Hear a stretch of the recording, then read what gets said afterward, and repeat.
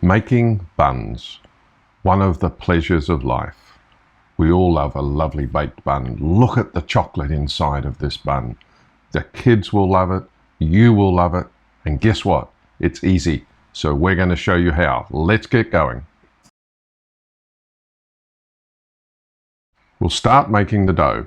We're going to put in the flour, we're going to put in the sugar, we'll put in the salt, but note, we're putting them all in separate parts of the bowl. Now this is important because salt, for example, inhibits or kills yeast. So there's the yeast going in a separate part of the bowl. Even the liquids we're going to put separately from the yeast so that it doesn't start activating until we're ready and we start mixing. So here we're just preparing the egg and room temperature water, and we'll be adding that to the bowl as well.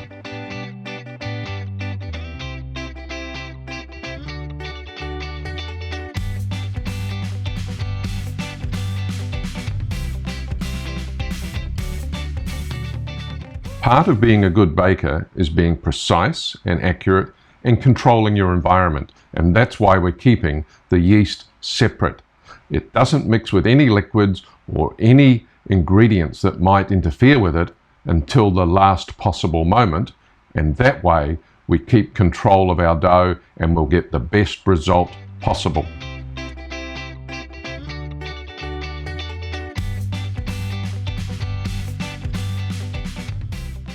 Start off the mixing slow, just to bring all of the ingredients together, and once you're happy that it's largely one homogeneous mix, increase the speed and beat it for approximately 5 minutes.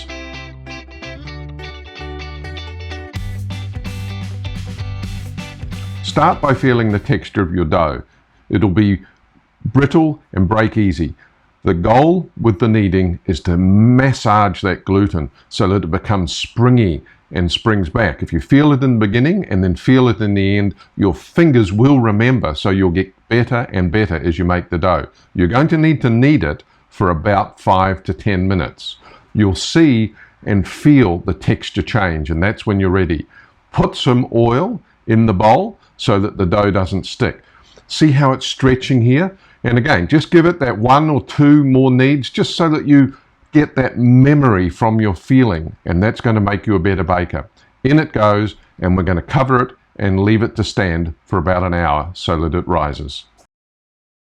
Cover it with plastic wrap and spray a little bit of oil on that plastic wrap. That way, if the dough touches it, it's not going to stick to it.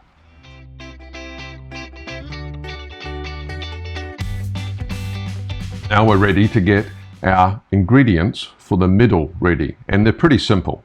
Grate some cheese and get some chocolate.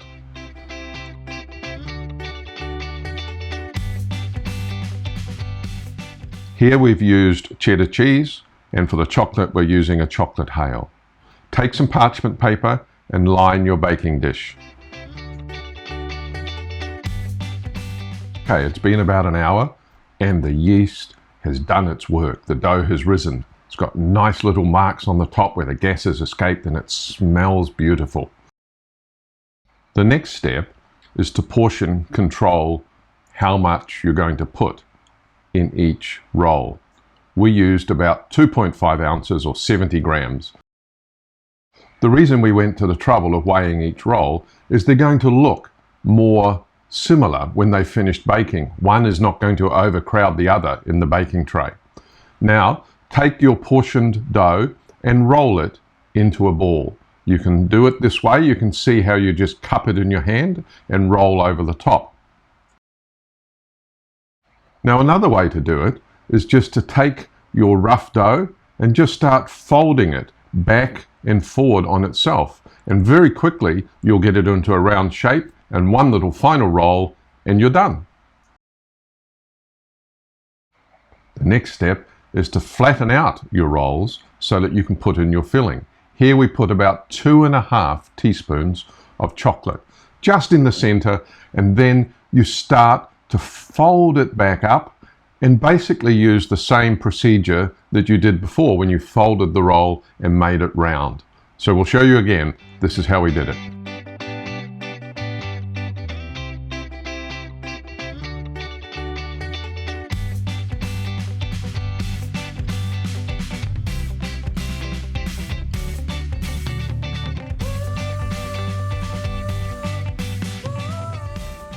So we've nearly got our chocolate finished.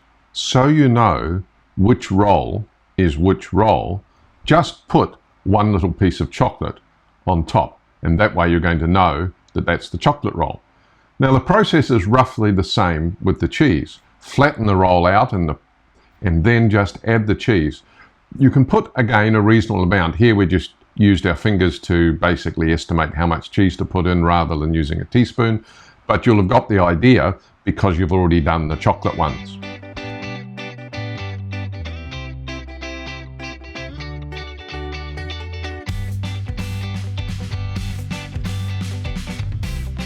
Once you've finished your buns, place them not too close together but evenly spaced in your baking dish. The reason being, we're going to cover this with plastic wrap and they're going to rise again. Spray your plastic wrap with some cooking oil because they will rise and touch the top and you don't want them sticking to that plastic wrap.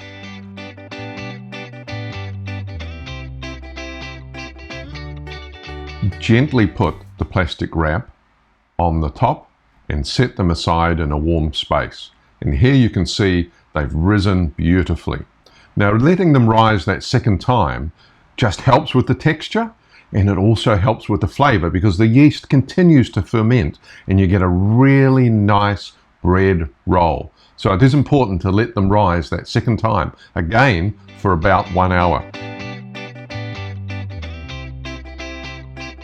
Now, top the buns with a little bit of cheese for that extra effect and also put on some more chocolate. And then we're going to bake them in the oven at 400 degrees F or 200 degrees C for about 25 to 30 minutes, or if you've got a fan-forced oven, around about 20 minutes. Just check towards the end of the baking period to make sure they're not too brown. Thanks for watching. We hope you enjoyed our video. Please give the video a thumbs up and we'd love it if you subscribe to our channel. Thanks for watching. Bye from One Pot Dish.